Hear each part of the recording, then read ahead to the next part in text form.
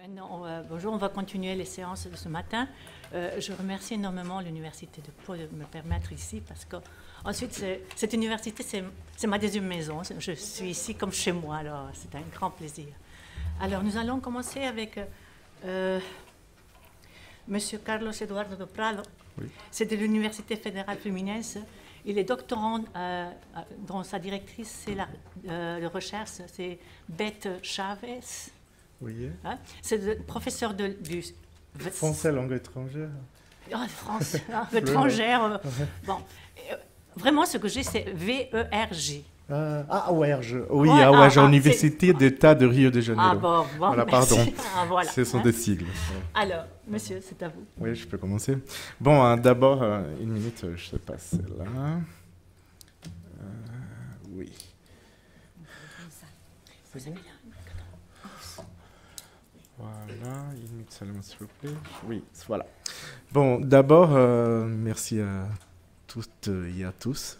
Merci à Eden pour l'opportunité d'être là et j'ai le plaisir de partager avec vous un peu sur mon sujet de recherche. Ma thèse de doctorat, ce n'est pas sur Francis de Castelnau, mais il y a le Stefan Zweig. Donc, pendant le moment de construire le sujet pour ma communication ici dans le colloque, Francis de Castelnau, il est revenu parce que c'était mon sujet au master. Donc, pourquoi je mis le deux côte à côte? C'est à cause de Francis de Castelnau, c'est déjà parlé aujourd'hui par Beth Chavez. Il y a notre collègue là-bas aussi qui a parlé de lui aussi. Et Francis de Castelnau, voyageur français, et Stefan Zweig, un grand voyageur aussi, mais dans une autre époque. Bon, ma communication, elle a comme titre Francis de Castelnau et Stefan Zweig, entre l'enfer et le paradis, le regard étranger sur le Brésil du 19e et 20e siècle. Pendant des siècles, le Brésil a été imaginé et rêvé par ces voyageurs là, dans des différentes époques. Le Brésil a été considéré le paradis pour certains ou l'enfer pour l'autre. Et bien sûr, il va jouer un rôle crucial dans l'écriture de ces voyageurs. C'est à partir d'un récit de voyage et d'un livre sur le Brésil que je vous propose une analyse du processus de formation de l'identité brésilienne ainsi que le regard de Brésiliens, moi-même comme Brésilien, voilà, ont sur eux-mêmes. Voilà, bon, pour la présentation de Francis de Castelnau, beaucoup de choses ont été déjà parlées. Francis de Castelnau a été élevé au déclin du XVIIIe et à l'aube du XIXe siècle. Il va interpréter le monde comme si l'individu et la nature étaient liés d'une manière très intime et son récit est rempli de l'ambiguïté dans un regard où la nature et la société jouent un rôle dans les différents sens. Influencé par des théories scientifiques de l'époque, Castelnau il signale dans son récit de voyage que les mœurs, les coutumes de la société brésilienne sont le responsable du retard de la civilisation brésilienne. Émerveillé par la nature, et c'est déjà parlé, et je continue, je vais affirmer aussi, il se montre vraiment déçu avec les habitants du Nouveau Monde, où le manque de civilisation et le vice, selon lui, sont le responsable pour le retard de notre société. Bon, je mis quelques points, quelques remarques sur mon diapo. Le dernier, qui m'intéresse dans ces moments, parce que les autres étaient déjà parlés par Beth Chavez. Ce qui m'intéresse dans ces moments et qui va nous aider à parcourir mon expo, c'est le regard ambigu qui apparaît dans ces deux voyageurs que j'ai mis. Donc, d'abord, je parle de Francis de Castelnau et puis je parlerai de Stefan Zweig. Ces regards ambigus, il a un côté positif et bien sûr, c'est déjà parlé, la nature, elle joue le rôle très positif ici. Et le négatif, ça sera toujours la société. Mais on a un petit détail qu'on va voir après. Bon, le récit de voyage de Castelnau, c'est déjà parlé, il a écrit 6 tomes. Il est composé d'un texte où il décrit à partir du Brésil, du Pérou et de la Bolivie, l'Amérique latine.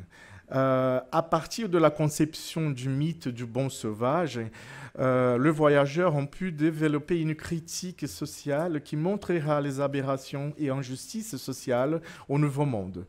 Parmi ces injustices, c'est très important de remarquer la cruauté de la société en général aux esclaves et indiens. Castelnau va montrer aussi la condition de la femme par rapport à une société machiste. Le Brésil est considéré un monde primitif à être civilisé. Là, même si on parle du 19e siècle. Je continue là, pardon. Oui. Bon, si on passe à Stefan Zweig, je crois que les présentations sont pas, je ne sais pas si tout le monde le connaît, mais de son côté, Stefan Zweig, il va être fasciné aussi par la beauté et l'immensité du Brésil. Je vous explique. Nous avons le petit livre là-bas qui s'appelle Pequena Viagem ao Brasil, qui en français, ça serait Le Petit Voyage au Brésil. Il a été écrit dans son premier voyage au Brésil en 1936. C'est dans ce premier voyage de 12 jours qu'il va écrire un premier recueil sur le Brésil dans une série de 9 textes. Dans ce premier moment, il a été reçu au Brésil comme un grand star. Il était vraiment content en 1936 pour être là. Il sera reçu au palais présidentiel par Getúlio Vargas. À l'époque, on avait comme président Getúlio Vargas. C'est une époque de l'État Novo, ou Estado Novo, une dictature au Brésil. Et cet essai de 9 textes, et il contient les observations consignées dans son journal et les propositions fondamentales du livre qui sera publié en 1941. Ce livre-là, c'est ce qui est en bas, qui s'appelle Le Brésil, terre d'avenir. C'est un livre très important. Donc, je vous explique. D'abord, le premier était le 9 textes. C'est un petit recueil sur quelques notes de son journal intime, qui sera le principe, sera je peux dire un petit brouillon qu'il a fait pour écrire le grand livre qui s'appelle Le Brésil, terre d'avenir. J'avais dit que le premier voyage, c'était en 1936. Donc, en 1941, Zweig et sa deuxième femme, Lotte Altmann, ils vont passer au Brésil aussi, mais là, pas 12 jours, il sera pendant 5 mois au Brésil. Et dans ce moment, il va faire des recherches, il va prendre l'avion, il va voyager dans quelques lieux au Brésil pour vraiment écrire ce livre qu'on appelle Le Brésil, terre d'avenir. Lorsque le livre est terminé, après un séjour aux États-Unis, Zweig veut quitter l'Europe. Parce que, tout le monde sait, à cette époque-là, Hitler continue à avancer dans le continent. En août de 1941, le couple Zweig, ça veut dire Stefan Zweig et sa deuxième femme, Lotte, vont s'installer au Brésil pour une période plus longue. C'est à Petrópolis, ville à la montagne de Rio, aux environs de Rio de Janeiro, qui sera leur dernière demeure. Bon, là, je mis sur le diapo 3 petites remarques. C'est la terre d'avenir a donc une signification bien précise pour son auteur, Zweig. Elle désigne un lieu où la validité de l'idéologie sociale serait ouvertement contestée et indique une voie à suivre en Europe pour l'essor d'une culture humaine et pacifique. L'éloge dans le livre sur le Brésil, il faut remarquer la récurrence de l'image du Brésil comme terre de la paix, en contraste avec l'Europe, espace de guerre. L'opposition entre les deux entités, l'Europe et le Brésil, est radicale et cela nous fait penser à la représentation de l'enfer et le paradis. Cet éloge du métissage qu'il va faire dans son livre « Le Brésil, terre d'avenir », comme caractéristique nationale, sert de contrepoint aux brutalités organisées en Europe au nom de la purification du sang. Le souci de pureté provoque le suicide. Bon, pardon. Bon, et on entre dans le sujet, Brésil, le paradis et l'enfer. Pour illustrer un peu ce que j'aimerais vous parler, ce regard polarisé, Francis de Castelnau a un côté positif et négatif dans son regard. J'ai sélectionné quelques extraits qui peuvent nous montrer les côtés positifs et négatifs de ce regard de Stefan Zweig et aussi de Francis de Castelnau. Donc, je vais vous partager cet extrait que j'avais choisi. Bon, là, je vous demande des excuses, c'est Betty, elle avait choisi le même extrait, donc je ne vais pas lire, d'accord, parce que c'est un extrait très important du premier tome de Francis de Castelnau, et c'est l'image du sac de Niterói, où il montre la nature, la beauté de la nature qui est exubérante à Rio. Donc, à Niterói, dans un lieu qu'il appelle le Saco de Jurujuba, Francis de Castelnau était à la fin de son excursion quand il a écrit. Et là, je ne vais pas lire parce que Beth a déjà parlé. Mais vous pouvez maintenant, avec mon diapo, voir. Là, c'est la vision vraiment du Saco de Jurujuba. C'est vraiment très beau. Voilà. Mais on peut voir seulement une chose qui nous attire l'attention, c'est le côté, c'est un naturaliste, Francis de Castelnau, qui écrit avec une émotion qu'on n'attend pas d'un scientifique quand il a écrit son récit de voyage. Bon, là, je mis aussi dans mon diapo, je vais faire comme cela. C'est le côté positif dans le livre Brésil, Terre d'avenir de Stefan Zweig. C'est dans l'introduction du livre Le Brésil qui Zweig se montre vraiment bouleversé par la nature exubérante du Brésil, surtout par celle de Rio. Donc je vais lire. Puis vint le débarquement à Rio, une des impressions les plus puissantes de ma vie. J'étais à la fois fasciné et bouleversé, car ce qui s'est présenté à moi n'était pas seulement un des plus magnifiques paysages de la Terre. Cette combinaison unique de mer et de montagnes, de villes et de nature tropicale, mais encore une forme toute nouvelle de civilisation. Il y avait là de la couleur et du mouvement. L'œil, étonné, ne se laissait pas regarder. Et où que je portasse le regard, c'était pour sa félicité. Une griserie de beauté et de bonheur s'empara de moi, excitant mes sens, tendant mes nerfs, élargissant mon cœur, emplissant mon esprit, et quoi que je vise, ce n'était jamais assez. Donc, on peut voir que la nature, en Francis de Castelnau, à son époque, elle était une caractéristique très remarquable, elle était bien montrée dans son récit de voyage. Zweig, au XXe siècle, dans le livre sur le Brésil, il ne peut pas rien dire sur la nature qui continue de la même façon et qui va nous différencier. Bon, mais si je parle d'une ambiguïté, je parle d'autre côté, que c'est le côté négatif. Et le côté négatif, voilà, Beth aussi, pendant le matin, pendant son exposition, elle a dit c'était la société. Et par contre, cette société brésilienne, par Castelnau, elle est considérée comme le côté négatif dans cette relation. Ce paradis où les hommes habitent, le mœurs et les coutumes vont être maculés par la pureté de ces portraits édéniques. Donc, ici, on va voir dans le tome 1, chapitre 3, quand Castelnau était à Rio, il va parler sur un peu la société brésilienne. Je vais lire.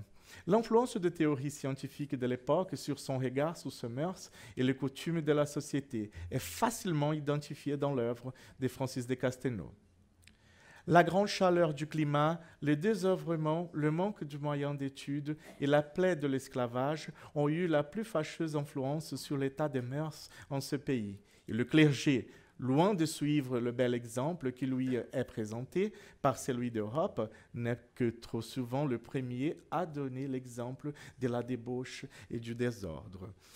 Du reste, ce clergé dans lequel il y a d'honorables exceptions a au moins une vertu, celle de la tolérance qui nulle part n'est poussée plus loin. Donc, on voit nettement que la société brésilienne, selon son récit, elle joue ce rôle négatif qui va macouler un peu ces regards qu'on a sur le paradis, que si on peut dire ce paradis, qui est le Brésil.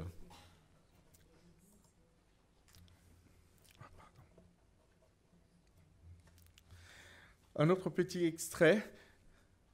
L'un des points de mœurs qui tardent le plus la civilisation chez les Brésiliens est le manque d'éducation chez les femmes et la manière dont celles-ci sont exclues de toute société. C'est vrai le plus souvent des rapports avec des femmes honnêtes.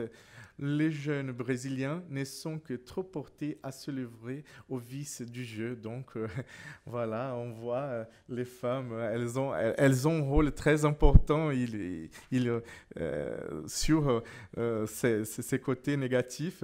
Mais on ne peut pas oublier que les femmes n'avaient pas le droit d'être éduquées. Et Beth avait déjà dit aussi, et Andrea aussi, elles étaient à part de la société.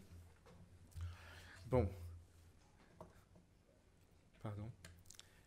Mais, dans son livre « Le Brésil, terre d'avenir », je ne peux dire que Zweig a un côté négatif. Il dit, selon la société, pour lui, là, c'est un point très fort, que le métissage au Brésil, c'est qui donne l'harmonie à la société brésilienne. Pardon. Même si le Brésil connaît des conflits, l'idéologie qui marque le panorama européen et le pays se trouvait sous le régime de l'État nouveau, Zweig, qui avait été victime du fanatisme, de théories raciales en Europe, consacre dans le livre « Le Brésil, terre d'avenir » l'éloge du métissage comme une caractéristique nationale qui sert de contrepoint aux brutalités organisées en Europe. Dans le chapitre appelé « Le Petite Ruelle », Zweig parlait sur le café. Il le fréquentait n'importe où, puisqu'il croyait que ce lieu était des espaces de convivialité, mais aussi il y permettait le contact avec tous ces types de gens, toutes sortes de couleurs. Et surtout, au Brésil, il aimait cette ambiance. Donc, je vais lire. Je cite. Devant la masse sombre des grands immeubles, le café, mirotaient et scintillaient comme des grottes mystérieuses. Car dans cette ville allaitante, la vie ne s'arrête jamais, le tramway cure sans interruption. Et à 5 heures du matin, le premier baigneur vont déjà à la plage. Que de vie dans ce milieu des ruelles, une vie grouillante et grandissante, des enfants partout, des enfants de toutes couleurs, de tout mélange. Et pourtant, ce qui se tumulte, coloré et mouvementé n'enlève rien à la douce harmonie qui règne dans le contact humain. Partout, jusqu'au fond des quartiers les plus misérables, on rencontre la même courtoisie. Même là où les habitations deviennent des masures, où les ruelles se perdent dans le rocher et dans la brousse, on sent que ces êtres acceptent avec reconnaissance le minimum de bien-être. Bon, si la société jouait un rôle négatif dans le discours, dans le récit des voyages de Francis de Castelnau, dans son discours, Zweig la met comme un point positif, ce qui nous différencie. Voilà. Mais s'il n'y a pas de mauvaises choses à dire sur le Brésil, Zweig, il va dire que quelques réalités qui démontreront de légendes surtout à la ville de Rio de Janeiro. Il écrit par exemple que dans quelques années, les favelas, le village de nègres en pleine ville, auront disparu. Désolé, monsieur Zweig, c'est pas vrai ça, n'est-ce pas? On habite à Rio, les favelas sont toujours là. D'autres points il pense qu'il va disparaître, mais là, il était correct. C'est la civilisation ambitieuse et moralisante va aussi bientôt, comme dans certaines villes d'Europe, à Marseille et à Hambourg, abolir la rue de l'amour, la Mangue, la Yoshiwara à Rio. Et on sait où se trouve notre préfecture à Rio. C'était un lieu où il y avait la rue de l'amour. C'était le grand espace avec les prostituées qui travaillaient là-bas.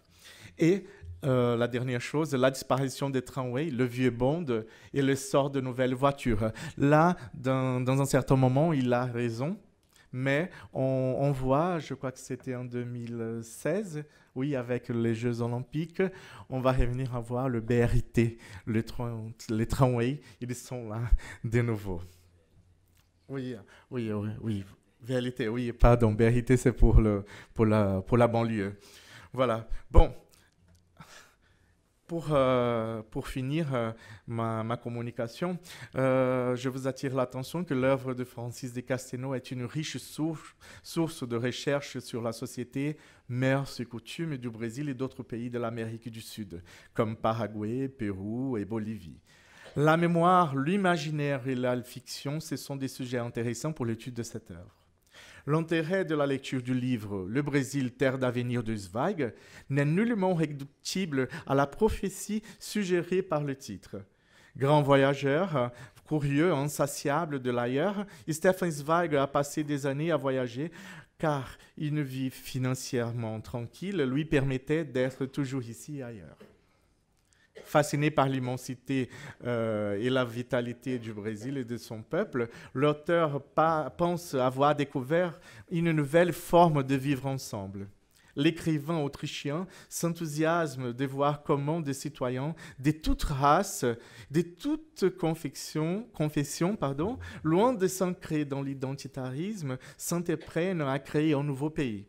Au Brésil, pour lui, se présente comme la terre de la dernière chance. Son paradis. Le regard ambigu du discours d'un Français sur le Brésil et le Brésilien et d'un écrivain autrichien, désormais réduit à une condition d'immigré, peuvent nous aider à mieux comprendre le processus de formation de l'identité brésilienne ainsi que le regard que les Brésiliens ont sur eux-mêmes. À mon avis, la nature a été et reste considérée comme ce qui nous rend différents par rapport au monde. Toujours présente dès le romantisme brésilien comme processus continu de création d'une identité nationale, elle y participe encore et a toujours été présente dans des récits de voyage. Le regard de l'autre nous touche, il nous définit, il nous glorifie, il nous critique. La nature montre au monde notre singularité comme brésilien.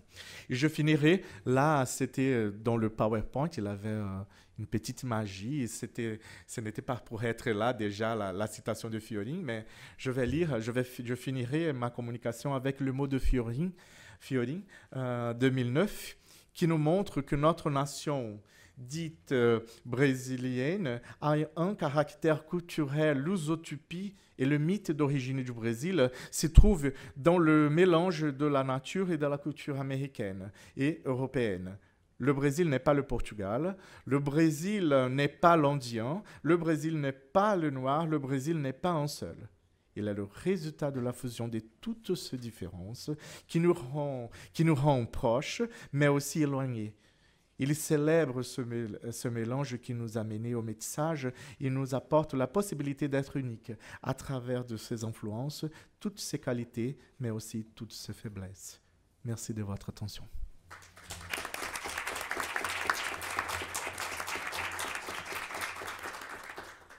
Merci, monsieur. Merci, madame. Je m'excuse parce que j'ai oublié de vous dire le titre de votre communication.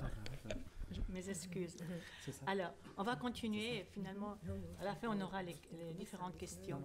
Alors, maintenant, c'est monsieur José Luis.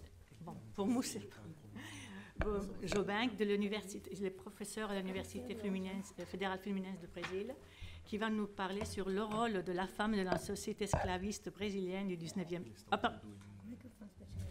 J'ai sauté. Amour, excusez-moi. Amour de la France ou de la patrie, rien à voir. J'étais en train de lire, je disais, mais par contre, ça, je crois que je l'ai déjà. Bon, excusez-moi. Voilà, c'est la deuxième excuse que je demande. Amour de la France, il y aura une troisième. Amour de la France ou de la patrie, dilemme du modernisme brésilien dans les lettres des années 20. Monsieur. Merci. Merci à Eden et les organisateurs. Voilà. Merci à Eden et les organisateurs pour l'invitation. Dans sa première lettre à Carlos Drummond de Andrade, Mário de Andrade écrit, je cite, « Tu as une intelligence remarquable et déjà bien meublée à la française. » Fin de citation. Drummond lui expose dans sa réponse le dilemme qu'il n'est pas le seul à voir, se sentir obligé de faire preuve dans son œuvre d'un nationalisme qu'il voyait à la fois comme nécessaire et douteux. Le tout sous le couvert d'une francophilie affichée qui, de fait, renvoie plus à Paris qu'à la France comme un tout. Je cite, « Je ne suis pas encore assez brésilien, mais parfois je me demande si ça vaut la peine de l'être. Personnellement, je trouve déplorable cette histoire de naître au milieu de paysages incultes et sous des cieux peu civilisés. Je porte en bien médiocre estime les panoramas brésiliens. Je suis un mauvais citoyen, je l'avoue. C'est que je suis né à Minas alors que j'aurais dû naître à Paris. N'y vois pas de cabotinage de ma part, je t'en prie. » Fin de citation. On sait que à partir du XIXe siècle, le Brésil fait également partie, dans le cadre de la culture française, d'une présumée carte de la latinité, où la France jouait un rôle de centre propagateur. Mais la dénomination d'Ibéroamérique, devenue Amérique latine, mérite d'être vue comme la partie d'une conjoncture plus ample. Dans le Brésil des années 20, l'idée de latinité n'était pas très populaire chez les modernistes. Dans une lettre adressée à Prudente de Moraes Neto, Ronald de Carvalho dit que, je cite, « Les latino-européens n'est qu'un élément américain et n'est pas tout l'américain. » Fin de citation. Et il ajoute, je cite, « Si vous caractérisez le latino-européen par sa culture, nous sommes tous, mon cher Prudente, des latino-européens. Nous sommes le syndrome d'un milieu latino-européen. Aussi cultivés que nous soyons, notre culture ne nous libérera pas d'un certain sentiment d'humanité américaine dont nous dépendons en raison des fatalités de notre nature. Ainsi, comment peux-tu déterminer à coup sûr, avec toute la logique de ton intelligence, que ma poésie n'est pas brésilienne et que mon sentiment n'est pas américain? Impossible, mon cher Prudente. Fin de citation. Du point de vue littéraire, il n'y a pas que le Brésil qui a eu la France, ou plus précisément Paris, comme référence privilégiée au XIXe siècle. Le Nicaraguayen Rubem Dario, grand nom international du modernisme hispano-américain, peut ici servir d'exemple. Dans une chronique publiée dans le quotidien argentin La Nation pour l'anniversaire de la chute de la Bastille, le 14 juillet 1898, intitulée justement « La fête de la France », en réponse à la question « Quel est le secret de la France pour se faire aimer de tous les cœurs et saluer par tous les âmes ?» Dario trouve la réponse dans sa filiation à la généalogie de la culture moderne qui date du monde classique. Selon le terme de Dario, je cite, « Le Paris de lumière répand sur le globe le reflet antique qui émergeait de l'Athènes des marbres. La langue française est le nouveau latin des sacerdotes idéaux et choisis. Et elle résonne harmonieusement les acclamations à l'immortelle expérience et à l'idéal éternel. » Fin de citation. Ainsi, Au vu de tout ce qui a été dit jusqu'ici, nous avons observé que le geste de Carlos Drummond de Andrade, dans la lettre que nous avons citée, est loin d'être un fait isolé et s'insère dans un contexte plus large qui remonte au moins au XIXe siècle. On peut voir le résultat de cet échange de lettres, par exemple, dans le livre Alguma Poesia, lancé en 1930, début littéraire de Carlos Drummond de Andrade, dont les originaux ont fait objet d'une intense discussion épistolaire de l'auteur avec Mário de Andrade. La plupart des poèmes de ce livre, intitulé auparavant Minha Terra Tem Palmeiras, faisaient partie d'un cahier de vers envoyé par Carlos a Mário le 3 juin 1926 et qui a animé la correspondance de deux auteurs 3 mois durant. Le cahier est évalué par Mário de Andrade à la fin de sa lettre, où il fait une lecture des poèmes essentiellement du point de vue de son goût personnel, sans avoir recours à un critère externe spécifique. Comme d'habitude, Mário exprime ses préférences surtout avec des adjectifs. Horrible, un peu vulgaire, très sensuel, beau, agréable, mauvais, délicieux, dangereux et décadent, parmi d'autres. Employé pour expliciter sa désapprobation ou son enthousiasme pour l'emploi que Carlos fait du lexique, de l'ordre grammatical indirect dans les vers, du rythme, de la clarté et des recours rhétoriques notamment. Mário recommande aussi à Carlos d'exclure les gallicismes du texte, une de ses horreurs, comme dans les poèmes sensuels, parce que cela lui plaît.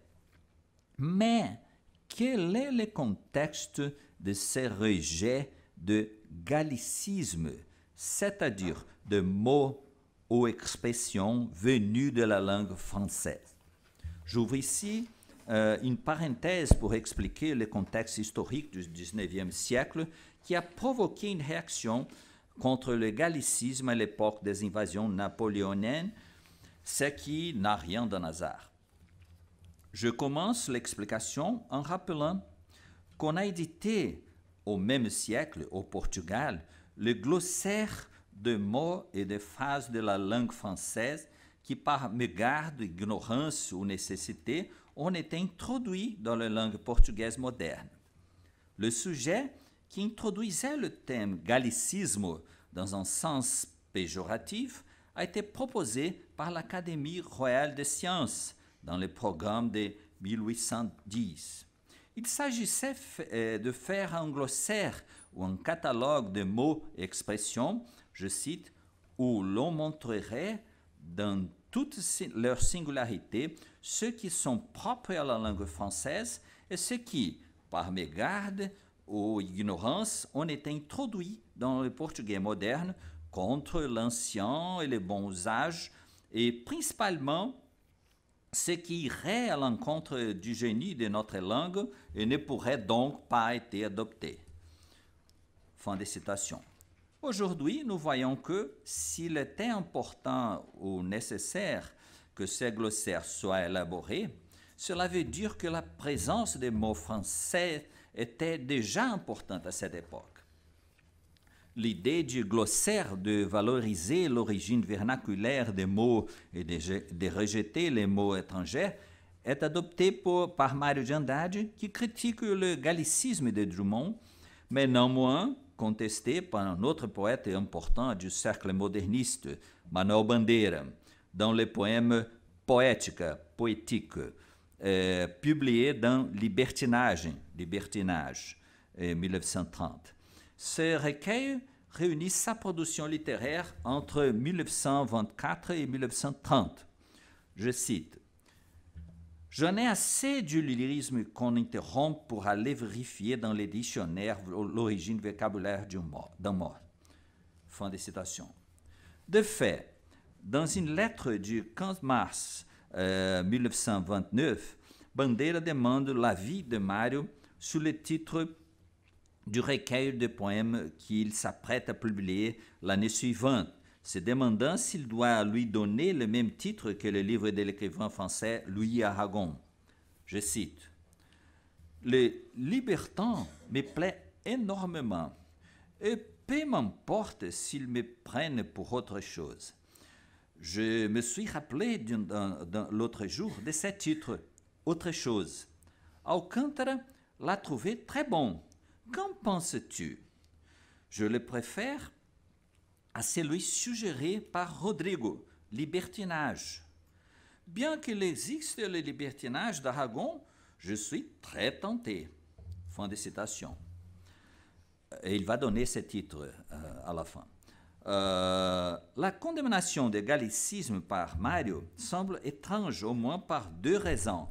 Première, il ne s'alignait pas sur les puristes de l'époque qui imaginaient leur langue comme un héritage lusitanien homogène pur, menacé par des erreurs ou des vices présumés, comme par exemple des ajouts lexicaux venus d'autres langues ou même d'autres pays où on parlait la même langue, comme le Brésil. Seconde, il était un fervent lecteur des œuvres françaises, comme le prouve sa bibliothèque aujourd'hui à l'Institut d'études brésiliennes à l'Université de São Paulo et sa correspondance avec les écrivains de son époque. Dans ses échanges de lettres avec Manuel Bandeira, Bandeira emploie régulièrement des termes français, ce qui montre évidemment qu'il sait que le destinataire de lettres, Mário de Andrade, connaissait la langue. Et il donne des conseils à Mário pour qu'il utilise dans son œuvre des mots français dans leur graphie originale. Je cite, « Ah, écris les mots étrangers dans leur graphie d'origine, car ils n'ont pas toujours une forme portugaise. Il y a des transcriptions impossibles. » Fin de citation. Ainsi, même l'auteur du glossaire du XIXe siècle, Francisco de São Luís, qui considère que, je cite, « le terme français était trop nombreux à défigurer la beauté naturelle de notre langue », fin de citation, même Francisco de São Luís acceptait quelques incorporations lexicales sur certaines conditions. Si même il acceptait ça, il est impossible qu'un auteur brésilien moderniste du siècle suivant ait refusé d'employer le gallicisme au nom d'une soi-disant beauté naturelle de notre langue. On sait notamment que Mário était au courant des discussions linguistiques qui opposaient l'écrivain et grammairien de deux côtés de l'Atlantique depuis le XIXe siècle sur cette question de notre langue. Je pense qu'il est donc plus juste de dire que Mário, s'il payait un tribut à certaines idées linguistiques antérieures, dont il n'avait probablement pas pleine conscience, était engagé dans un projet de brésilianisation de la langue portugaise qui incluait le rejet des mots étrangers en général et du gallicisme en particulier et la tentative de produire une orthographe alternative et d'incorporer des contributions lexicales de plusieurs régions du Brésil. Ce projet est clairement défini dans son poème Lundu. Lundu, c'est une danse africaine. Lundu de l'écrivain difficile, écrit en 1927, dans lequel il montre son intention de mélanger les éléments en provenance de diverses régions du pays. Je cite, « Je mets tout dans le même sac. Les gaúchos du Maranhão qui s'arrêtent dans le Mato Grosso, ça fait une drôle de bouillie. » Fin de citation. Et Mário met en évidence également les liens qu'il fait entre le gallicisme et l'imitation non critique de mots étrangers. En português, você conhece o francês Sange, mas não sabe o que é um guariba? Pois é macaco, seu mano, que só sabe que é da estranja, né? La traduction, né? Vous connaissez le mot français Sange, mais vous ignorez ce qu'est un guariba?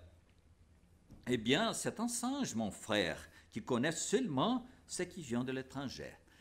Fin de citation. On sait qu'en portugais, l'expression « singe d'imitation » désigne, entre autres, la personne qui copie mécaniquement les actions et comportements des autres. Outre ce qui a déjà été dit, il convient d'ajouter que Mário ne condamnait pas le fait que Carlos Drummond de Andrade lise les auteurs français, puisque lui-même le faisait.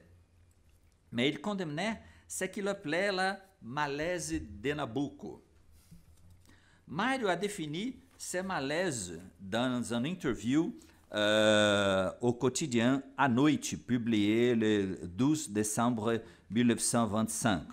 Je cite: « Le malaise de Nabucco, c'est quand vous avez la nostalgie de quai de la Seine en plein jardin de la Quinta da Boa Vista. » Fin de citation.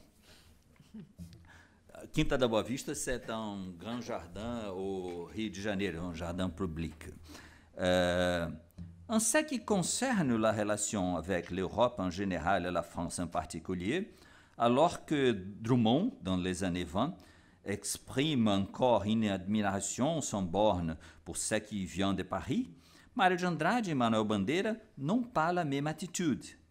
Bandeira, qui employait de mots et expressions françaises ainsi que de gallicisme dans sa correspondance, peut-être même pour provoquer Mário, publiait des poèmes en français et déclarait dans une lettre à Mário de Andrade le 3 janvier 1925. Je cite: « Je suis en fait de formation parnasso-symboliste. Je suis arrivé à la foire moderniste par l'express Verlaine-Rambaud-Apollinaire. Mais une fois arrivé là, je ne suis pas entré. Je l'ai observé du dehors. C'est très amusant et on a toute liberté pour tout envoyer chier sans avoir besoin de quémander le prix de l'entrée. » Fin de citation. Bandeira assume, d'une certaine manière, que la circulation de la littérature française au Brésil, dans son cas l'Express Verlaine-Rambaud-Apollinaire, ne veut pas dire qu'il y aura une réitération de ce qui avait déjà été produit en France, parce que, dans le nouveau contexte, l'auteur brésilien peut bénéficier des connaissances de cette production, mais selon les mots de Manuel Bandeira, je cite, il a la liberté de tout envoyer chier sans avoir besoin de quémander le prix de l'entrée. Fin de citation. La possibilité d'écrire après avoir lu les auteurs et le livre étranger est perçue comme un avantage, puisqu'on peut mieux évaluer ce qui aurait marché ou pas dans les pratiques littéraires antérieures. Qu'écrire après avoir lu puisse être un avantage est une idée déjà en vigueur dans l'Amérique latine du XIXe siècle. Nous en avions déjà vu un bon exemple auparavant en commentant le dilemme de l'écrivain et homme politique argentin Domingo Faustino Sarmiento pendant son exil au Chili dans les années 1840. Comment motiver le lecteur du journal local El Progresso qu'il avait fondé si les journaux européens et américains étaient également disponibles pour ce public?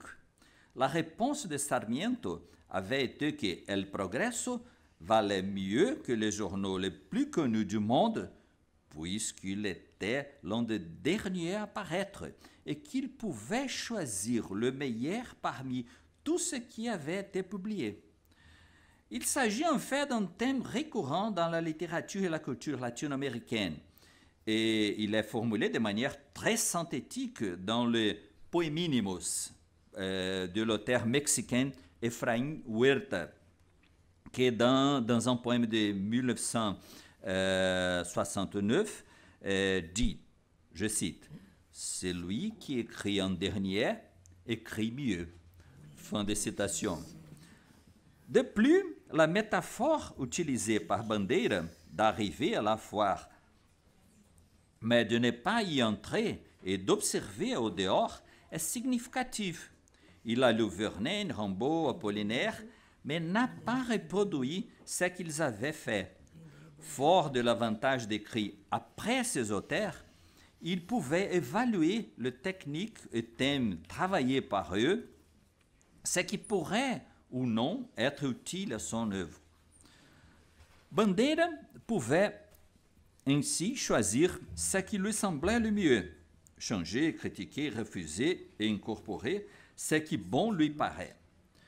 En ce qui concerne la contextualisation plus large de son œuvre, il était clair pour Mário que ce qui lui ressortait de la lecture des auteurs contemporains européens et de leurs prédécesseurs dans son œuvre n'était pas exactement le trait spécifique des œuvres européennes, mais des vestiges du contexte historique commun à tous, ce qui Mário qualifie de modernité. C'est la raison pour laquelle il écrit une lettre à Manuel Bandeira le 6 juin 1922 pour lui faire remarquer qu'il est erroné de la part de certaines critiques de dire qu'il imite les écrivains européens. Je cite, « Je sais qu'on dit de moi que j'imite Cocteau et Papini. Il est vrai que je navigue, comme eux, dans les eaux de la modernité. Mais ce n'est pas de l'imitation, c'est suivre l'esprit d'une époque. » Fin de citation. Et Bandeira lui répond, je cite, « Bien sûr que cela ne doit pas te gêner qu'on te prenne pour l'imitateur de Cocteau et Papini, ou de tel ou tel autre. J'ai déjà vu cette manière, forme, structure ou tout autre nom qu'elle porte dans plusieurs poètes français et italiens. Maintenant, en portugais, c'est toi. Tu es leur imitateur comme tout poète qui écrit en vers régulier est l'imitateur de tous les poètes qui l'ont précédé et qui l'ont assimilé. Un poème réellement digne de ce nom implique en matière de sensibilité et de technique l'assimilation de tout le passé et quelque chose en plus qu'il balbutie, et c'est ça la contribution ingénue du poète. Fin de citation et fin de ma...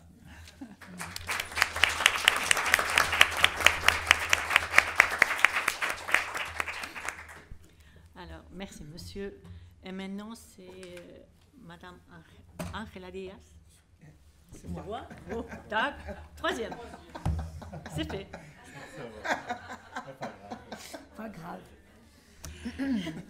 Professeur de l'Université fédérale féminine de Brésil, évidemment, et qui va nous parler sur la crise éthique et dystopie, correspondance entre les littératures brésiliennes et françaises contemporaines. Merci. Bonjour. Je remercie l'organisation de ce colloque pour être ici, spécialement Eden Martin. Il existe de nos jours une vive tendance fictionnelle professée par des écrivains qu'on pourrait considérer, comme dans les contes de Baudelaire, des purs représentants d'une lignée du mauvais vitrier. Il s'agit d'auteurs qui se voient accusés, comme les personnages créés par les poètes, de produire des livres semblables à la fragile marchandise du vendeur ambulant qui, je cite, ose aller dans des quartiers pauvres sans même avoir des vitres qui fassent voir la vie en beau. Fin de citation.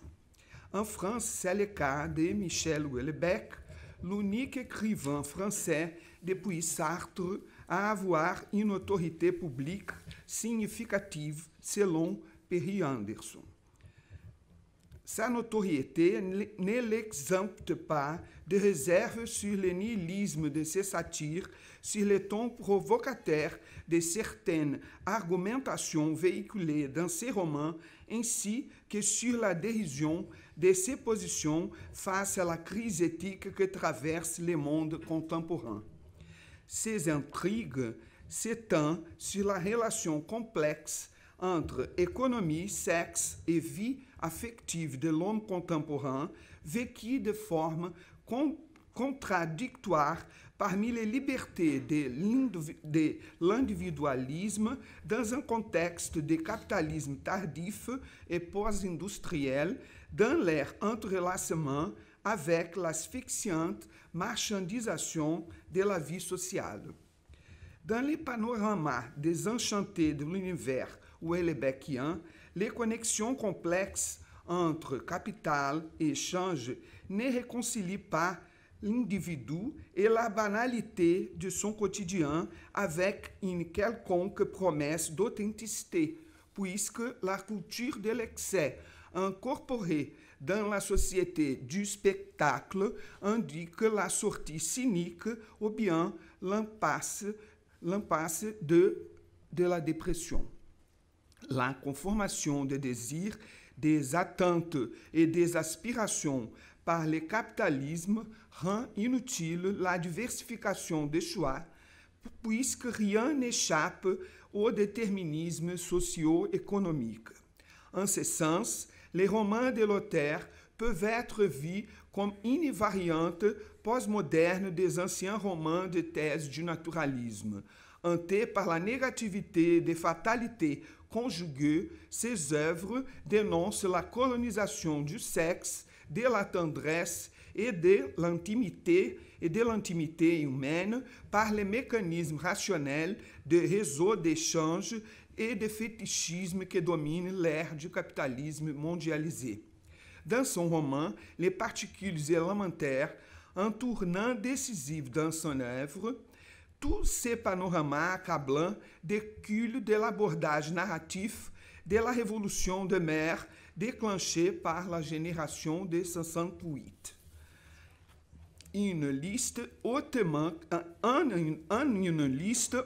critique et négative, Houellebecq postule que le mouvement, par son esprit libertaire sexuel et l'adoption de certaines thèses freudo-marxistes, a provoqué l'exacerbation de l'individualisme, la détérioration de la famille en tant que l'obligation de résistance au rationalisme économique et une augmentation exponentielle du matérialisme. Dans ces théories sur la généalogie de micro-pouvoirs disciplinaires, Foucault focalise les biopouvoirs comme étant l'ultime frontière atteinte par le pouvoir souverain de l'État dans la subordination de l'individu à l'espace de la réglementation rationnelle et des échanges économiques. Ainsi, la standardisation hygiénique et sexuelle du corps est en rapport avec la préservation de la vie d'une partie de la communauté et avec l'anéantissement de ces fractions dangereuses ou de celles qui peuvent, d'après les pouvoirs, menacer la survie de l'ensemble.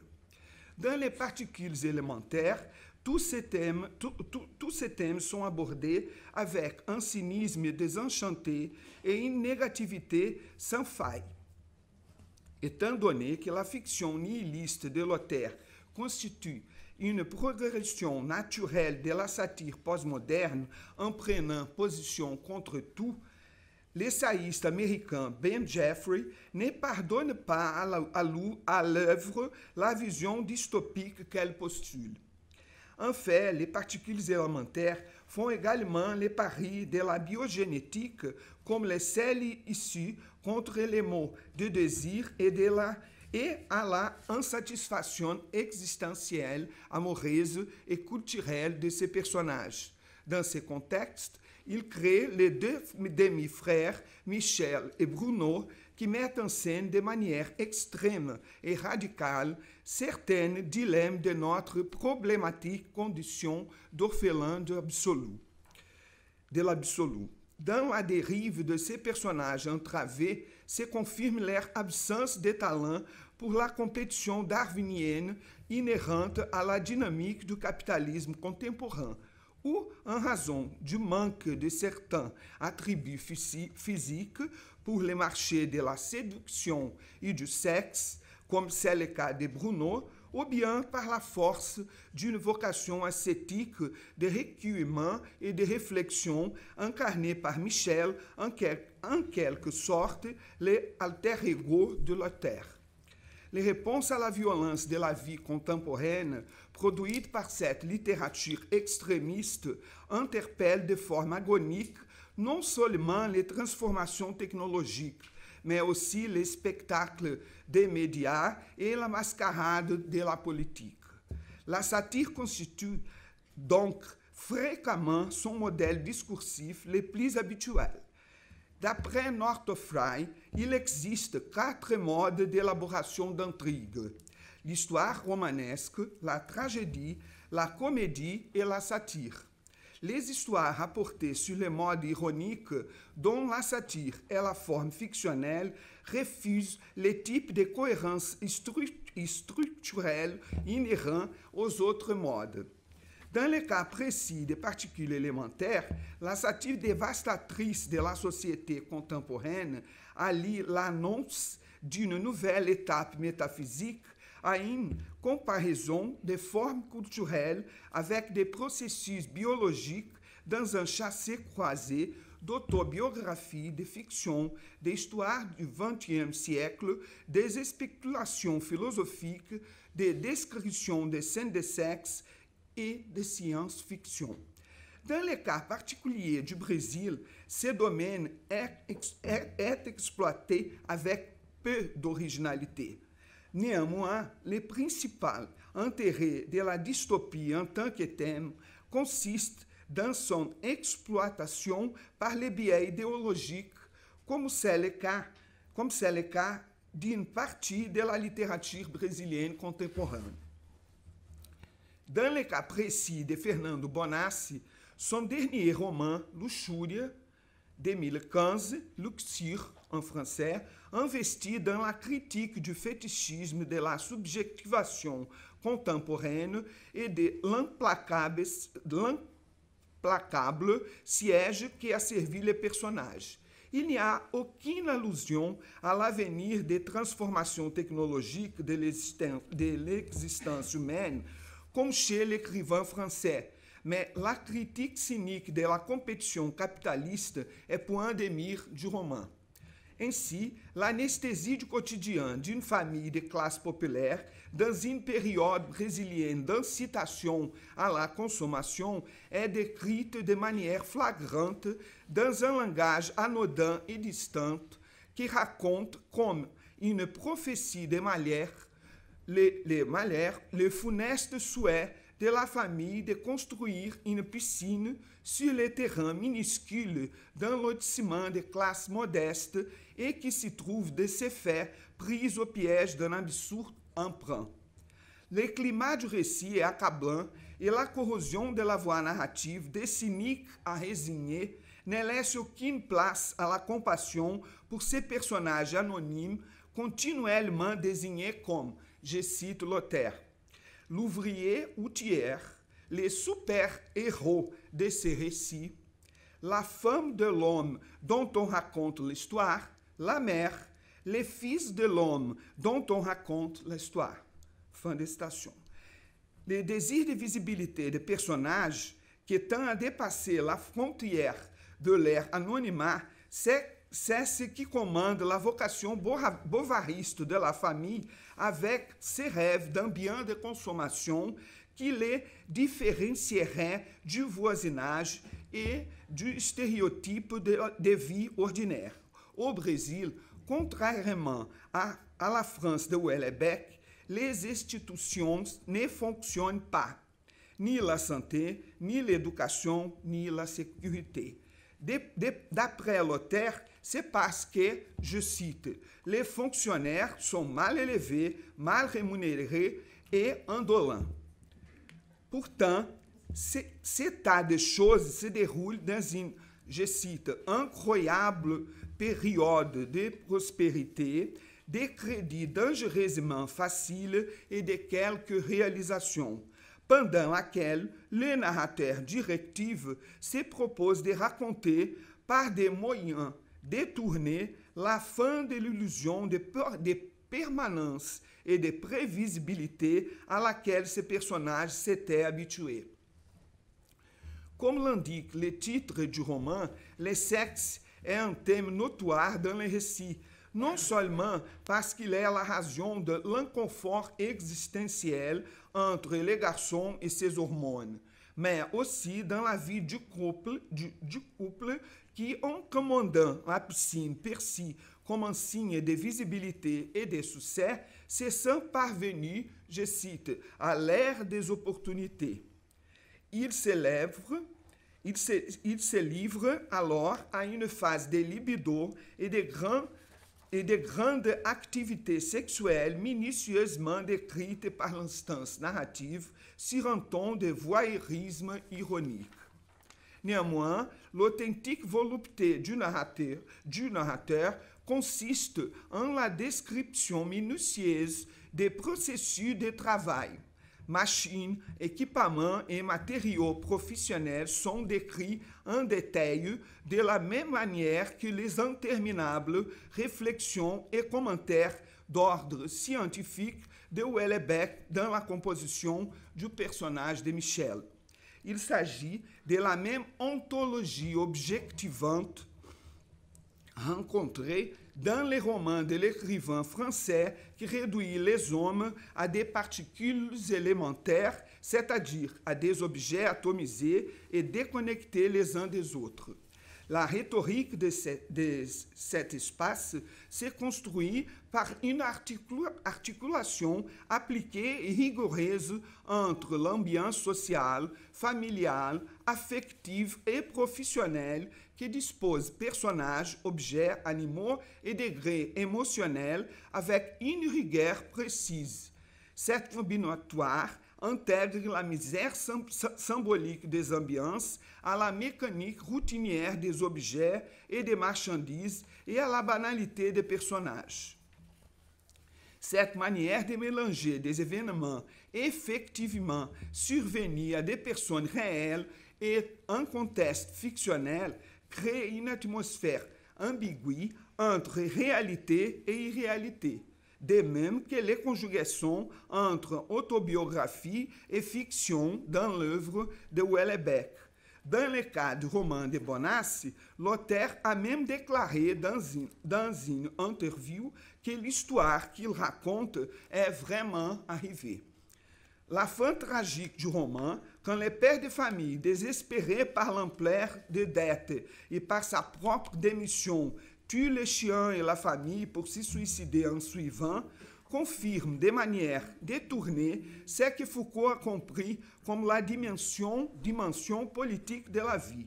La valeur politique de la vie, au lieu d'interdire la violence, implique l'injonction à dénumérer morts pour assurer l'existence normalisée de la majorité. Ainsi, l'antériorisation de la moins-value à cause des dettes et de la faillite du projet bovariste amène les métallurgistes à pratiquer l'auto-extension. Malgré les différences de classe entre les personnages de Houellebecq et ceux de Bonassi et la diversité flagrante de contextualisation politique des intrigues respectives, le fait est que leur création partage des claustrophobies assez proches.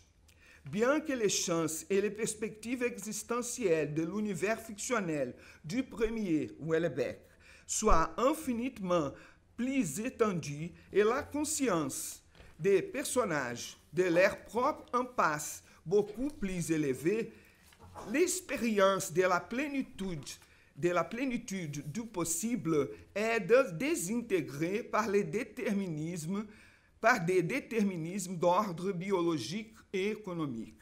La fiction d'ascendance satirique que nous cherchons à lire, comme nous l'enseigne Northrop Frye, essaie de donner forme aux ambiguïtés et aux complexités de l'existence non idéalisée. Et elle constitue, par conséquent, une parodie de l'histoire romanesque ou encore l'inflexion de l'ironie militante. Donc, le créateur imprime à l'imperfection du monde qu'il observe un modèle moral qui sélectionne certaines attitudes conventionnelles pour leur absurdité. Il choisit par là une voie qui sera soit humoristique, soit grotesque, soit agressive. Mais les voies ne sont pas des solutions. Elles indiquent seulement les impasses et les problèmes qui doivent être affrontés. Merci beaucoup.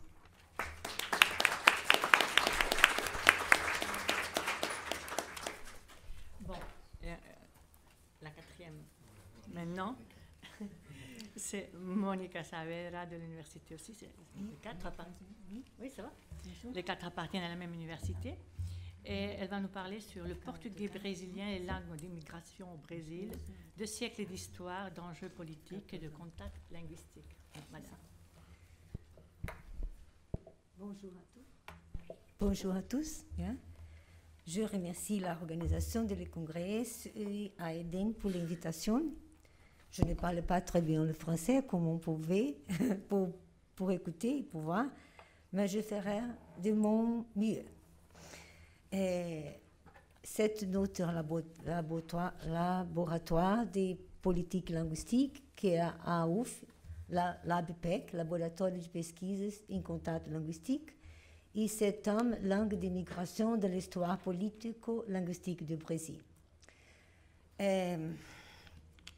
J'ai défini 4 points à aborder sur le sujet. Ils sont ethnicité, identité et politique linguistique jusqu'à 1988, c'est les dates de notre Constitution fédérale, les actions pour la reconnaissance d'un Brésil plurilingue, les langues d'immigration du 19e siècle, préservation et action de co-officialisation, les langues d'intégration des 20 et 20e siècle, action de laquelle.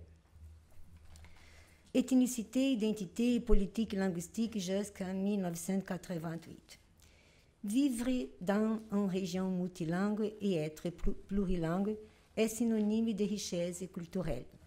Le rapport du développement humain, apparu à Bruxelles en 2004, un exemple pionnier de politique d'identité dans le monde entier, assume que les libertés culturelles doivent être comprises comme les droits humains basiques et comme nécessaires pour le développement des sociétés chaque fois plus diversité du XXe siècle. Le Brésil figure parmi les pays des plus grandes diversités linguistiques du monde.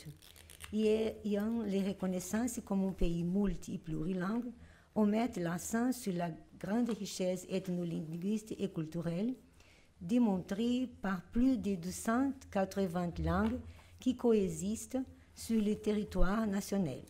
Des langues indigènes, des langues provenant des contextes d'esclavage et d'immigration, des langues provenant de différentes parleurs ethniques spécifiques, comme celle des Gitans par exemple. La récente et officielle langue brésilienne des signes, Libras, est encore la langue qui s'établit à partir de contacts dans les régions des frontières géographiques du pays. La grande frontière hispanique et la frontière francophone, Amapá, Guyane française. En ce qui concerne les langues indigènes, les résultats du dernier recensement démographique réalisé en 2002 par l'Institut brésilien de géographie et statistique, IBGE, ont indiqué 274 langues indigènes parlées par des individus appartenant à 305 ethnies différentes. Altenhofen, c'est un collègue de notre groupe de recherche à Sud du Brésil, propose un tableau de 58 langues originées de différents groupes linguistiques d'immigration, parmi eux des Allemands, Italiens, des Slaves, des Japonais, des Chinois et des groupes d'immigrants frontaliers, ainsi que des groupes linguistiques spécifiques comme les Juifs, les Gitans, un groupe de langues créoles, entre autres. Selon publication précédente, il apparaît évident qu'avant même l'arrivée des Portugais au Brésil, était déjà un pays multilingue. On estime En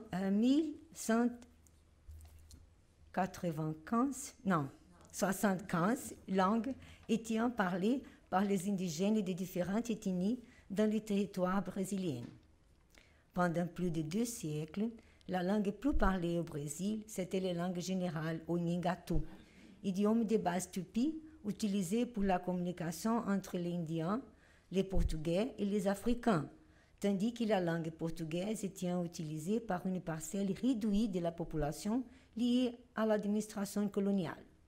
Pendant environ 3 siècles, plus de 4 millions d'Africains qui parlent à peu près de 200 langues différentes, comme Yoruba, Evefon et Kimbundo, ont été amenés au Brésil comme esclaves. La désarticulation des liens sociaux et familiaux de ces personnes a été une stratégie pour empêcher communication en les langues natives et ainsi éviter des actes de résistance à l'esclavage.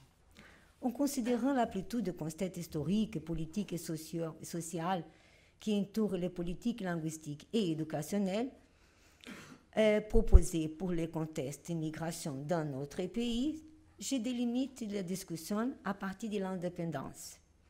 Quand le gouvernement brésilien stimule l'immigration de façon plus accentuée et commence une intense discussion d'un projet de nation.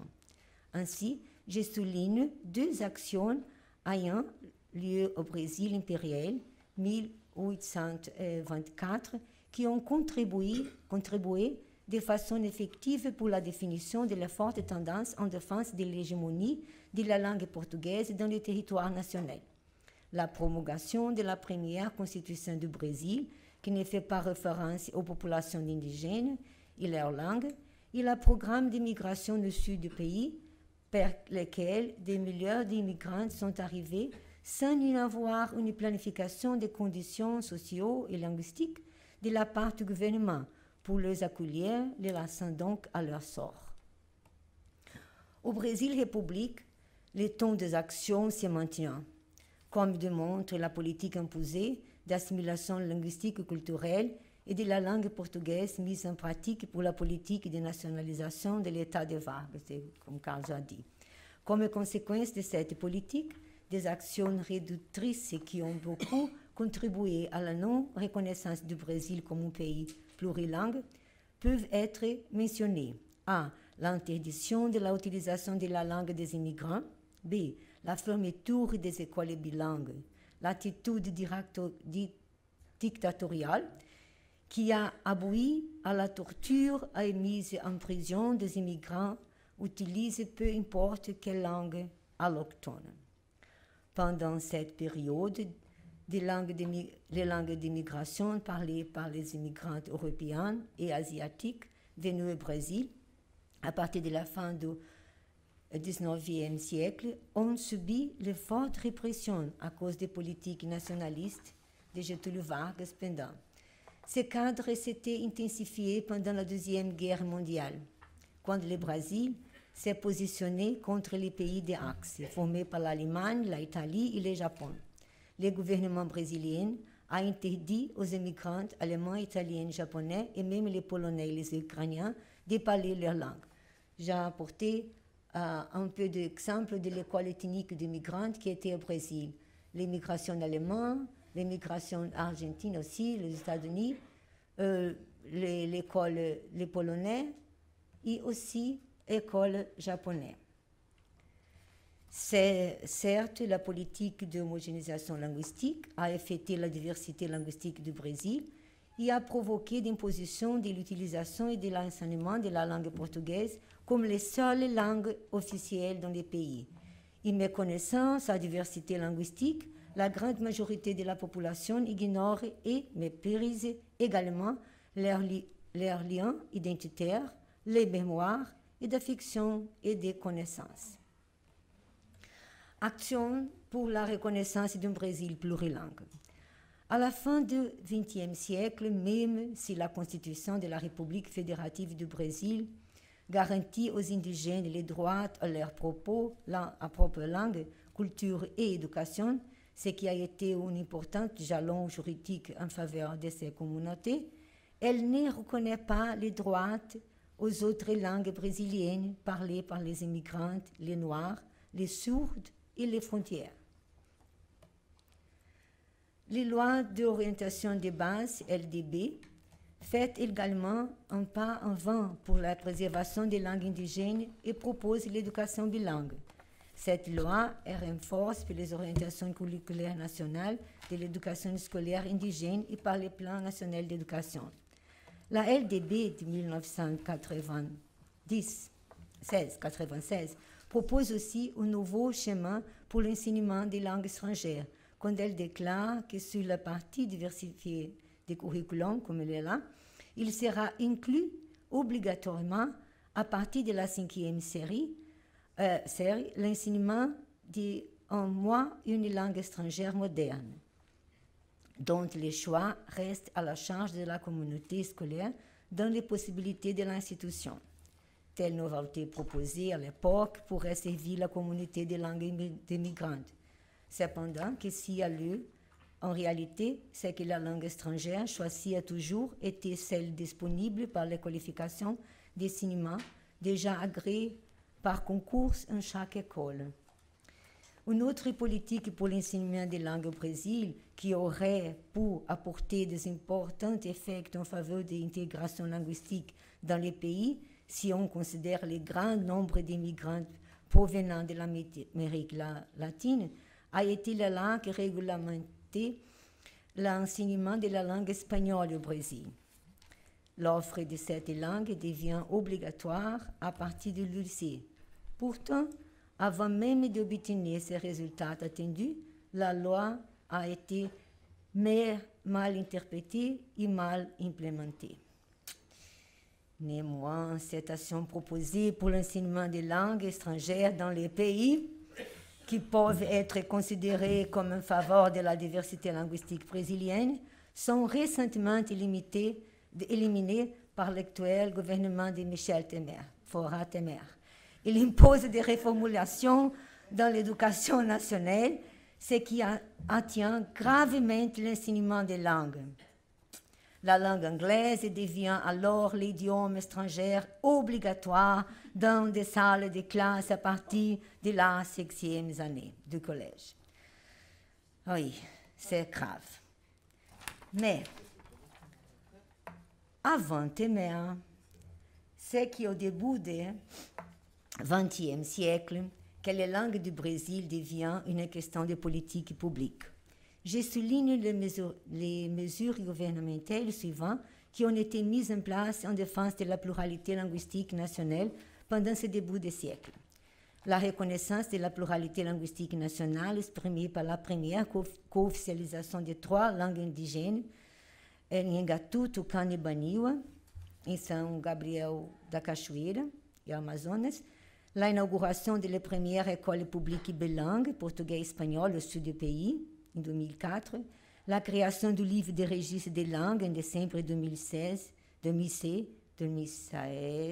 publié en 2007, sous l'Institut de patrimoine historique et artistique national, FAN, lors de l'installation du groupe de travail de la diversité linguistique du Brésil, pour continuer les travaux de définition des critères et les procédures pour le registre des langues brésiliennes, et enfin le décret fédéral de décembre de 2010 qui institue l'inventaire national de la diversité linguistique et qui est actuellement la responsable pour la description des langues brésiliennes, tant les langues indigènes que les langues d'immigration.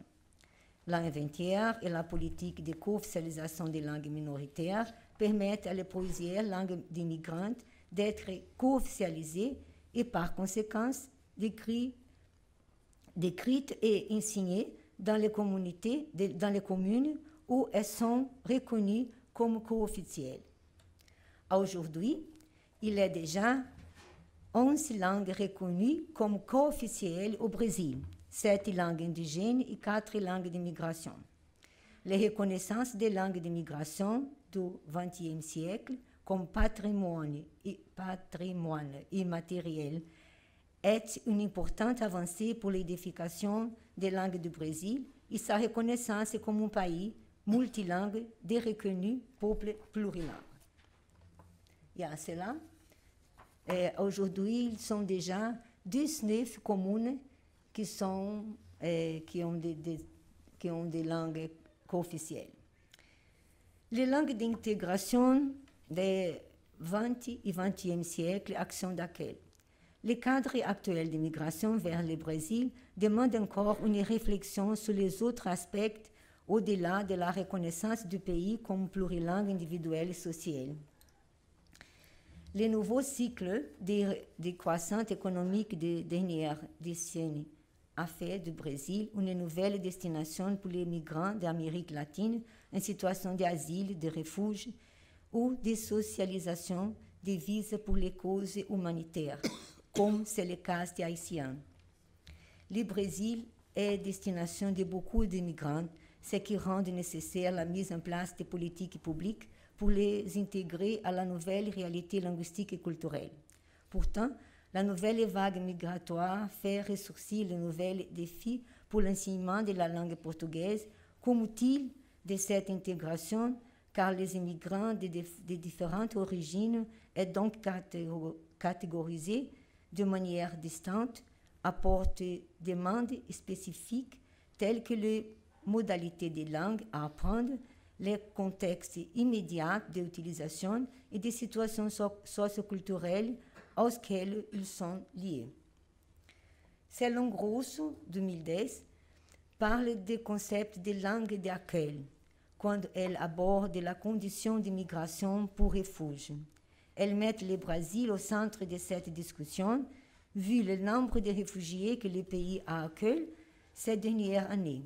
L'auteur aborde la question de l'enseignement du portugais comme langue d'accueil dans ces processus d'intégration.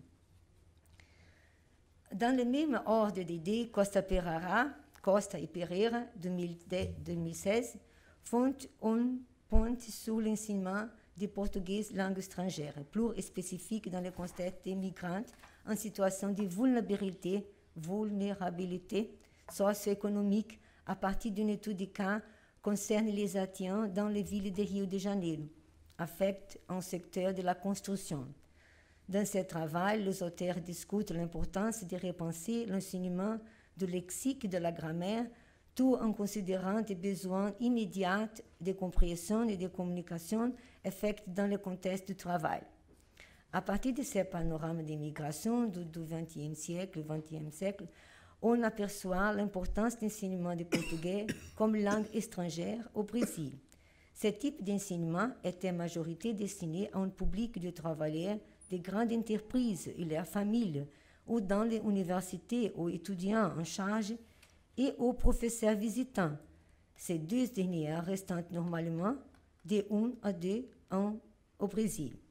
Il existe également les cœurs adressant aux touristes qui arrivent dans les pays pour les événements sportifs comme les Coupes du Monde de 2014 et les Jeux olympiques de 2016. Des publics qui ont le besoin d'apprentissage spécifique pour les contextes dans lesquels il est se communiquer en portugais. Bien le Brésil soit un pays de migrants, il devrait avoir une politique d'enseignement du portugais comme langue d'accueil aux immigrants. Ce qui est mis en œuvre jusqu'à présent, ce sont des initiatives in vivo réalisées pour la professionnelle du domaine d'enseignement des langues à titre expérimental. Le profil linguistique des migrants réfugiés est diversifié. Plusieurs d'entre eux sont reconnus comme plurilingues individuelles et sociales. La langue maternelle varie entre l'anglais, le français, l'espagnol, l'arabe, quelques langues ethniques africaines et quelques langues créoles. Considération finale. Comme nous avons pu constater, pendant 2 siècles de politique linguistique et éducationnelle pour les langues des immigrants au Brésil s'alternent. Au début du XXe siècle, nous vivons actuellement une période singulière dans notre pays. D'un côté, nous avons la reconnaissance légale d'un Brésil plurilingue, individuel et social, avec les politiques de légitimation des langues d'immigration du XXe siècle comme langue brésilienne et comme patrimoine immatériel du pays. Actuellement, 4 langues d'immigration ont déjà reçu le statut de langue en 19 communes, comme on déjà vu dans les tableaux que j'ai montrés. Dans la majorité de ces communes, ces langues d'immigration sont utilisées comme langue maternelle. D'autre côté, on identifie les besoins d'apprentissage de portugais et langue étrangère comme langue cible pour l'intégration dans l'actuel contexte multilingue d'immigration dans notre pays.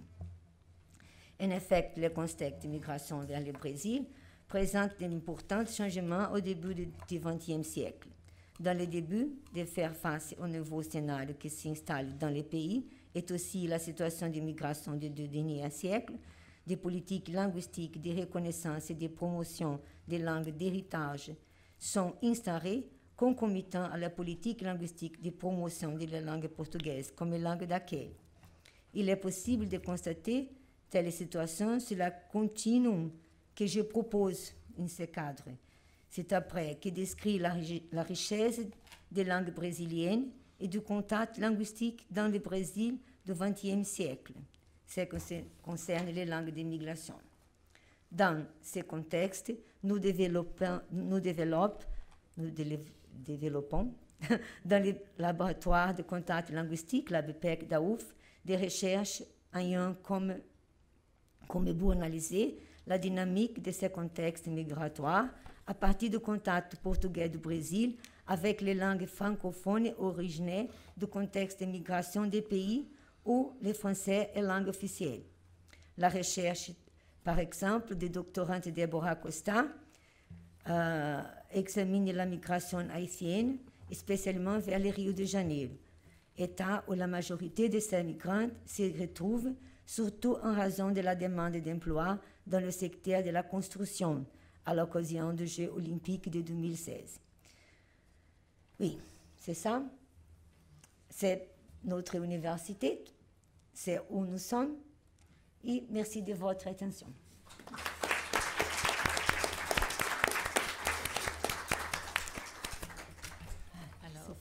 Merci de ces 4 communications qui ont été vraiment différentes, mais très intéressantes.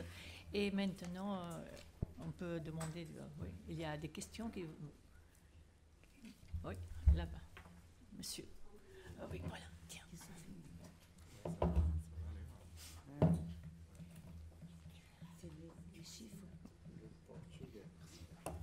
Merci. Moi, j'aurais une question pour Carlos. Oui.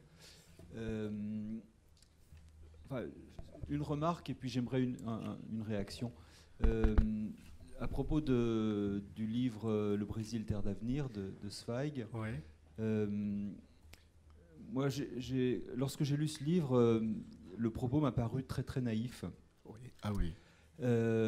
Quand on compare à la finesse de ces autres textes, ça paraît très naïf et je me suis demandé si j'avais pas là une explication avec cette communication sur quelqu'un qui est tellement désespéré de l'Europe qu'il est prêt à trouver merveilleux finalement tout ce qu'il découvre au Brésil, parce que vous êtes mieux placé que moi pour savoir que la question du métissage au Brésil est une question complexe. Oui, c'est très complexe.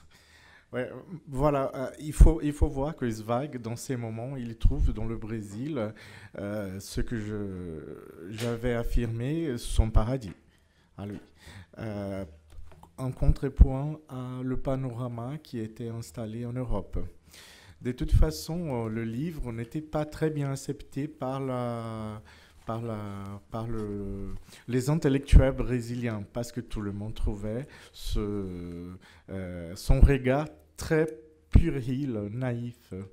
Donc,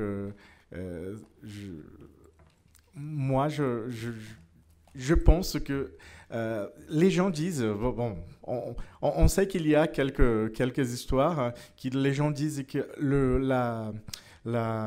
Stefan Zweig a été présenté à Getúlio Vargas dans un certain moment. Et les gens disent que c'est cette œuvre qui était très critiquée par les intellectuels brésiliens, elle était une demande de Getúlio Vargas. Mais là, on ne peut pas prouver. On sait qu'il y a une approche. On sait que c'était parlé aussi par la collègue qui a parlé pour le Vautrin, n'est-ce pas? Oui, à cette époque, nous avons un essai de la construction de l'identité brésilienne, et donc, mais ce n'est pas prouvé que le livre a été une commande du gouvernement. Donc, moi aussi, quand je l'ai lu la première fois, et je n'ai pas pu te parler ici. Bien sûr, c'est un regard très puéril. Et nous, le Brésilien, quand on lit ce livre, on trouve, bon, c'est pas comme ça, hein, monsieur. Et donc, je ne sais pas si cela, ça peut être une réponse pour vous. Oui, c'est une réponse, mais ce que je trouvais surtout frappant, c'est l'écart entre ce texte-là et l'ensemble de la production de Zweig, qui se caractérise justement par une très grande finesse d'analyse et tout le contraire de la naïveté, quoi. Oui, c'est ça. Moi, par exemple, dans ma thèse, je travaille sur la biographie de Balzac écrite par Stefan Zweig. Donc, ce que je vous apporte ici aujourd'hui, ça fait partie d'une étude que je fais sur Zweig. Et quand on voit le contexte, les autres œuvres de Zweig, bien sûr, c'est un livre qui n'est pas, à mon avis, n'était pas écrit d'une façon comme Zweig avait écrit les autres œuvres. Bon, mais là, nous avons, par exemple, dans le journal brésilien, dans un certain moment, après les critiques, elles étaient très dures à ce monsieur-là, à cause du livre, les intellectuels brésiliens, ils disaient, bon, comment un étranger parle de notre pays et de cette façon, de cette façon-là. Et donc, dans une interview, il a dit « Moi, dans ma vie, je n'ai jamais écrit pour l'argent. » Là, il n'a pas dit que quelqu'un a commandé le livre, mais de toute façon, il essaye de donner une réponse aux gens qui l'accusaient d'écrire un livre selon le besoin du Brésil et à l'époque de Getúlio Vargas, de l'État nouveau au Brésil. C'était, je ne sais pas si tout le monde sait, c'était une époque très de la dictature au Brésil. Donc là, je ne sais pas, on n'a pas une réponse pour celui-là. Mais de toute façon, oui, il y a une grande différence. Ce que Zweig a écrit et le livre sur le Brésil, c'est presque un guide pour les étrangers, mais de toute façon, je suis tout à fait d'accord avec vous, monsieur. C'est vraiment puéril, un peu naïf, mais quand même, je le trouve beau. Ce qui concerne la nature, il a raison, mais ce qui concerne la société, désolé, Zweig, voilà, n'était pas très correct. Je ne sais pas si... Je vous en prie. Oui.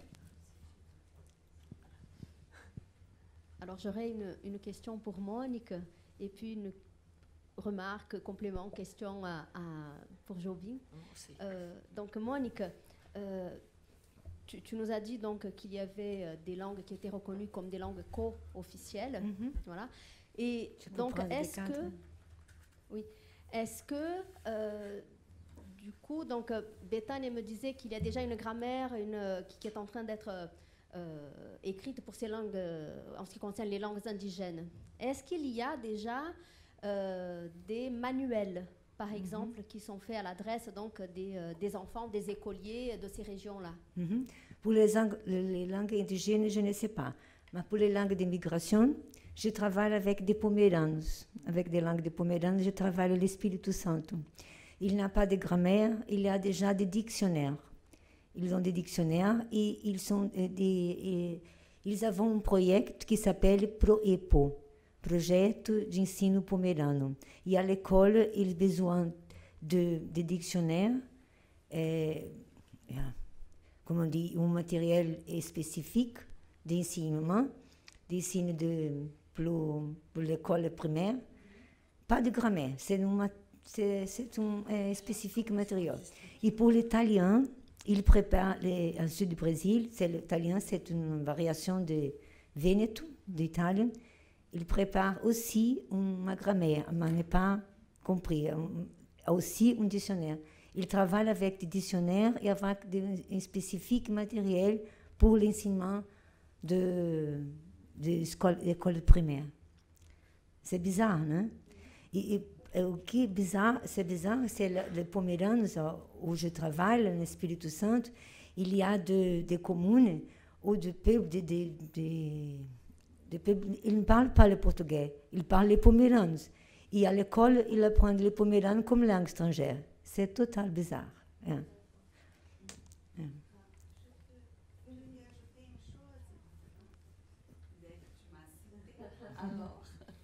Non, c'est seulement pour ajouter que oui, il y a des grammaires, des dictionnaires qui sont en train d'être faites à propos des langues indigènes partout dans le Brésil, du nord au sud, parce qu'on a déjà des écoles bilingues. Mais il y a beaucoup de choses à faire encore, parce que les langues indigènes et les indigènes au Brésil, ils sont toujours maltraités et toujours laissés de côté par le gouvernement qui veut seulement les terres du Brésil, les terres pour faire des exploitations.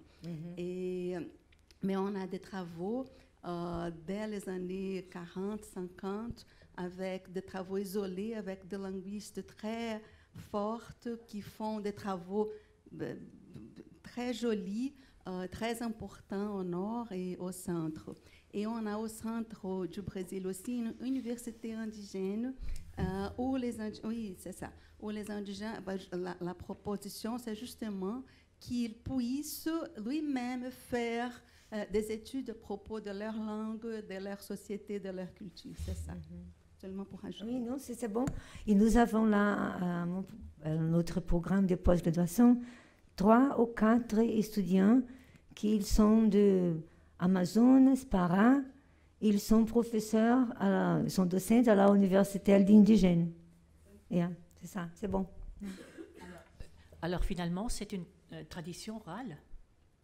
C'est-à-dire... Oui, mais c'est justement ça. Justement ça. Il faut grammatiser ces langues. Ça veut dire qu'il faut donner une écriture pour ces langues, premièrement. Il faut faire une grammatisation des langues. Qu'est-ce que grammatiser une langue? C'est donner les langues des grammaires et des dictionnaires, des instruments linguistiques pour faire leur enseignement. Mais premièrement, il faut avoir la façon écrite de la langue. La tradition, c'est oral, c'est justement ça. Et c'est très joli de voir les livres, les premiers livres d'éducation bilingue qu'on a au Brésil, parce que les Indiens font des illustrations justement de leurs profs qui étaient des linguistes brésiliennes qui étaient en train de, par exemple, Ruth Montserrat, à l'Université fédérale de Rio de Janeiro, qui donnait des cours en 4 langues, toutes les langues de la famille Pano. Alors, c'était Poyanawa, Jamenawa et d'autres 2 que je ne me rappelle pas. Et là, les indigènes, ils font l'illustration des Ruth qui étaient chez eux, et les phonèmes et la version graphème pour chaque phonème en chaque langue. Et alors, c'est un travail qui commence, ça commence, il y a beaucoup de temps, n'est-ce pas? Mais maintenant, il se développe très fortement et on a des résultats très intéressants. Mais il y a certains bouquins bilingues qui sont aussi motifs d'études et de thèses. Par exemple, parce que l'illustration des indigènes, ils sont toujours avec quelque chose à boire, comme ça, bêbados, ivres. Les indigènes ivres, comme ça, paresseux. Eh bien, c'est difficile, hein, parce qu'on a des livres qui sont faits avec la force du gouvernement et des livres qui sont faits par des éducateurs indigènes avec des linguistes, par exemple. Alors, ce sont des bouquins complètement différents. Moi-même, j'ai vu un bouquin de cela qui l'indigène était ivre, l'indigène était comme ça, complètement ivre. C'est terrible parce que c'est un stéréotype de l'indigène et de la langue, de la culture, de la société, etc. Mais c'est ça, c'est un travail qui commence aux années 80. C'est pas sauver, mais c'est un travail pour les langues indigènes en péril d'extinction. C'est ça. Moi-même, j'ai travaillé dans ces programmes menés par le CNPq brésilien. C'est pour ça que je connais beaucoup la question. Et on peut parler d'une autre chose. Il y a au Rio de Janeiro le premier master de description des langues indigènes. Oui. C'est le master professionnel. Je ne veux pas du tout être méchante, mais est-ce qu'il n'y a pas le risque d'inventer une langue? Je ne sais pas exactement si vous voulez dire inventer une langue. C'est-à-dire, du moment que c'est une... Je suis linguiste. Les linguistes, ils font des études phonétiques, phonologiques, morphologiques, syntaxiques. Et ça, ils font pour les phonèmes, ils vont donner des graphèmes, c'est ça. Mais toujours, je pense que l'invention de l'écriture, c'est déjà une invention d'une langue, n'est-ce pas? Parce que jamais l'écriture sera la langue. La langue est fluide. Et l'écriture, la grammatisation et le dictionnaire, ce sont des langues imaginaires. La langue est vivante. Pour toutes les langues, pas seulement pour les langues indigènes. C'est ça que je pense. Tout à fait d'accord. Juste en détail, parce que ça existe dans notre université, un cours d'extension des langues étrangères. Et puis dans ce cours d'extension, on a commencé à enseigner, c'est ouvert à la communauté externe et interne de l'université, on a commencé à enseigner le Guarani de Niterói, de notre ville.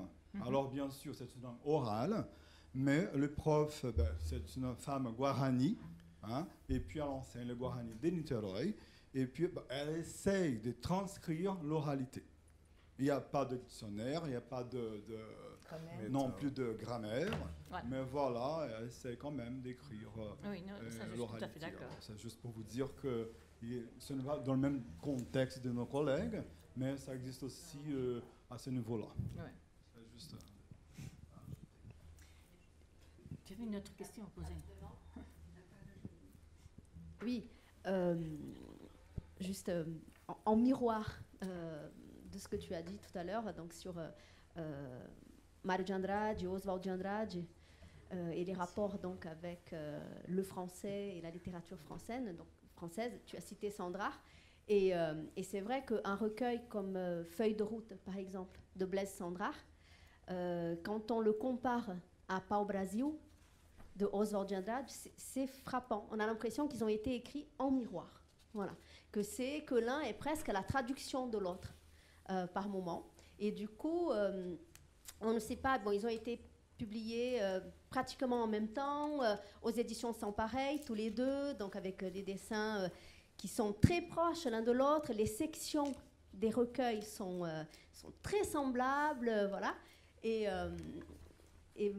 tu disais, donc tu parlais des macaquinhos d'imitation, voilà. Et du fait que Oswald de Andrade donc, ne voulait pas faire une poésie d'importation. Voilà. Donc je me suis toujours demandé du coup, s'il n'avait pas fait une poésie d'exportation aussi, avec donc du coup vous voyez ce co-travail presque avec Blaise Sandrard. Voilà, je sais pas si...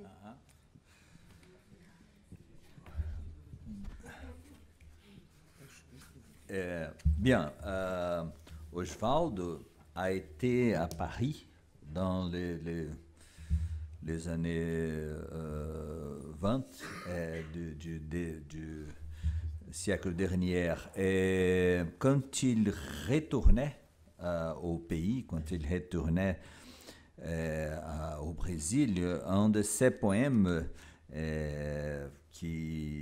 Pau Brasil, comme tu as dit, là, le poème, il parle de sa rentrance au pays. Et il dit, Les douanes des Santos ont examiné mes bagages, mes vêtements, mais ont oublié de voir que je portais dans mon cœur une douce nostalgie de Paris. Donc, et oui, c'est difficile de dire ce que ça passait, et même le travail avec Sandra, mais quelque chose ça passait, certainement. Et dans le lotissement du ciel, oui, de Blaise Cendrars, écrit plusieurs années plus tard, tout début, donc le début du roman, c'est Blaise Cendrars qui rentre du Brésil et il aimerait ramener avec lui un tamanoir. Voilà, un tamanduá bandeira, et donc il n'a pas pu le ramener, bien sûr. Voilà, et le tamanoir, si je ne me trompe pas, c'était l'un des totems des modernistes. Voilà, donc il y a vraiment des clins d'œil C'est vrai. des deux côtés, oui. C'est vrai.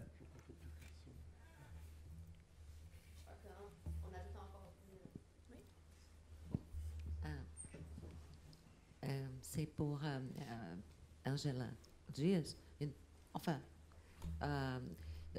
donc, dans ta présentation, tu as fait un rapport entre Fernando Bonassi et Michel Houellebecq, donc en trouvant beaucoup d'affinités entre eux.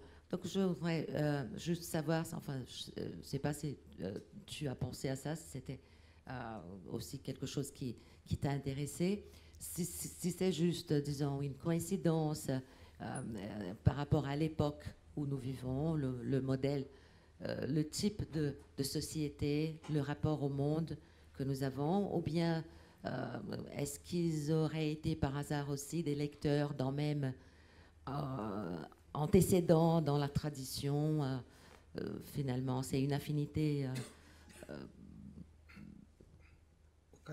occasionnelle, ou bien c'est quelque chose enfin, d'enraciné dans une tradition que les deux auraient choisi? Je pense que c'est une question de la contemporanéité, parce que c'est les questions de le monde contemporain, et le rationalisme et la crise du capitalisme et la mélancolie et la dépression qui sont communes à les hommes contemporains, mais je pense qu'il y a ici un problème spécifique du différent pays. En France, on a des problèmes du capitalisme, mais on a aussi une imagination de la biogénétique, de la science et de la pós-humanité très, très développée. Mais au Brésil, nous avons des problèmes politiques et économiques très enracinés. Et ça, de mon point de vue, c'est la spécificité de la dystopie au Brésil. C'est très spécifique du Brésil. Ce n'est pas un sujet très actuel. Dès le modernisme, nous avons de Paulo Prado, qui a écrit Retrato do Brasil, où quand il décrit l'homme brésilien comme très mélancolique et sans volonté de travailler beaucoup et ruiné par la miscigenation et la colonisation.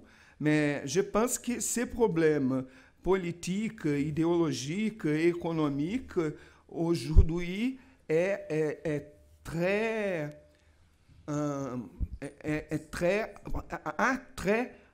augmenté parce que les conditions objectives que nous sommes en face aujourd'hui, ce sont très, très graves. Et je pense qu'il y a une tendance dans la littérature contemporaine brésilienne.